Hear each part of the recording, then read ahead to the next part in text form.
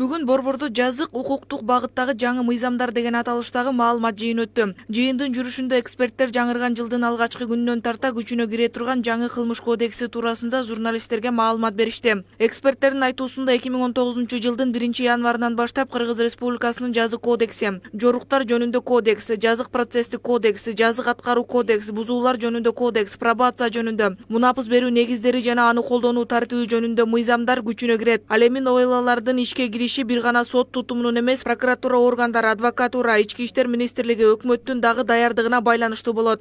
Жаңы жазык кодексинин негизги максаттары болуп, сот адилеттигин гуманизациялоо, кылмыштуу жоосуңдарды декриминализациялоо жана түрлөрүн жана тутумун реформалоо болуп саналат. Бул негизги принциптери ушул гуманизациялоо жана декриминализациялоо. Ошондой эле Каныбек Бокоев билдиргендей, азыркы колдонуудагы кылмыш жаза кодексинин өзгөчө бөлүгү боюнча 281 же кылмыш каралган. Ал эми жаңы жаза кодексинин өзгөчө бөлүгү боюнча 266 берене же кылмыш каралган. Колдонуудагы жазык процесстик кодексинде 441 берене бар болсо, жаңы кодексте 535 берене каралган. Аталган кодекстин ошондой эле 303 статьяда азыркы кылмыш жаза кодекси бул коррупция боюнча белгиленген жаза 15 жылдан 20 жылга чейинки мамлекеттик наградага жазалана турган болсо, ал эми жаңы жаза кодексинин коррупция үчүн каралган 319 статья боюнча 12 жыл 6 айдан 15 жылга чейин эркиндик награда жазасы белгиленген. Бул ушундай эле гуманизация боюнча көп статьяларда көрсөтүлгөн. Ал эми жазык процесстик кодексинде азыркы мезгилде 441 статья бар болуп, ал эми жаңы кодексте 535 статья каралган.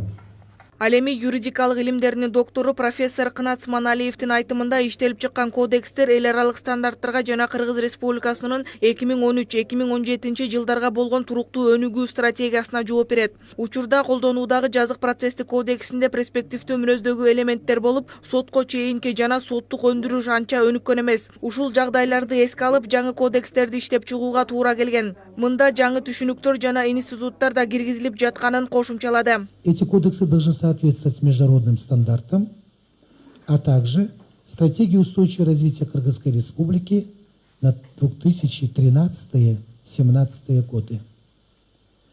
И главное, что получило отражение в этих кодексах, это реализация главного принципа, закрепленного в Конституции Кыргызской Республики, это права и свободы человека.